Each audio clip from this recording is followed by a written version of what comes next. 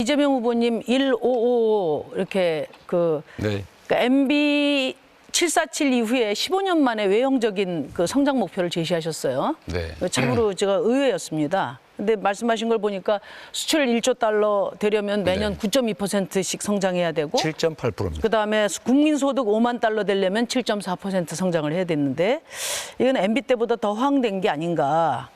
그런 생각이 들고요.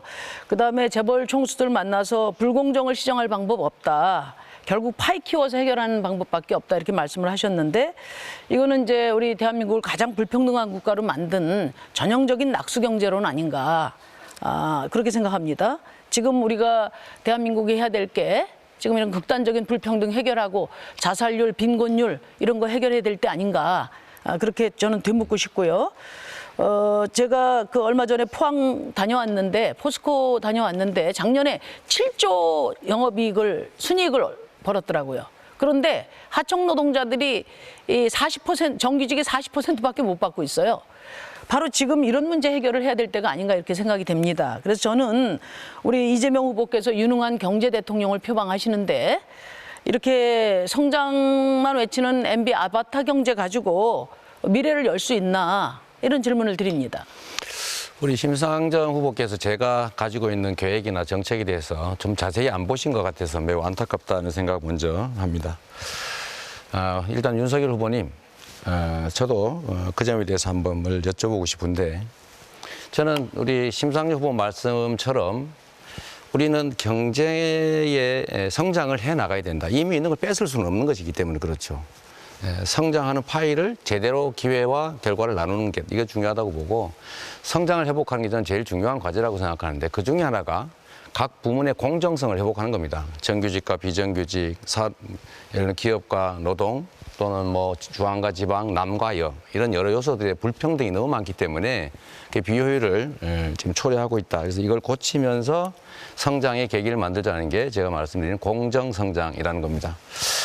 그래서 윤석열 후보님, 제가 하나 여쭤보고 싶은 게 이 부분입니다. 얼마 전에 이 우리나라에 구조적인 성평등은 없다, 성차별은 없다 이런 말씀하시면서 이건 개인의 문제다 이렇게 말씀하셨어요. 전 세계적으로 이 성평등의 문제는 중요한 과제고 성불평등은 현실이고 우리도 예를 들면 승진이나 급여나 보직이나 등등에서 엄청난 차별을 받고 있는 게 사실인데 아주 부분적으로는 아닌 경우도 있겠지요. 그런데 이런 상황에서 정말 무책임한 말씀 아니냐 아니면 좀 딴 생각을 하시다가 좀 잘못 말씀하신 거 아니냐 이 생각이 드는데 좀 사과하실 생각 없으십니까? 답변하시겠습니까? 뭐 제가 이 질문에는 말씀을 많이 드렸기 때문에 굳이 답변할 필요도 없고 다만 집합적인 남자, 집합적인 여자의 문제에서 개인 대 개인의 문제로 바라보는 것이 훨씬 더 피해자나 약자의 권리와 이익을 더 잘 보장해 줄 수 있다라는 말씀만 드리고요. 나온 김에 제가 하나 여쭤보겠습니다.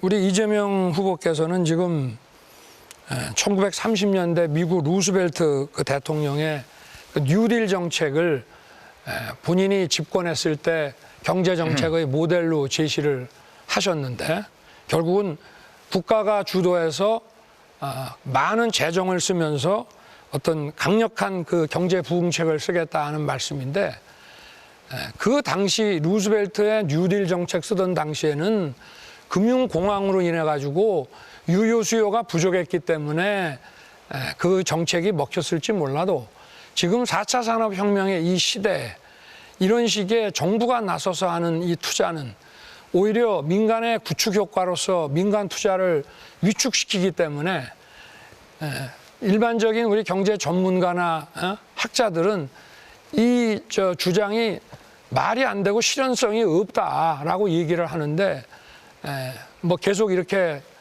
같은 생각을 또 원래 잘 바꾸시지 않습니까? 생각을. 잘 바꾸는 거 윤 후보시죠.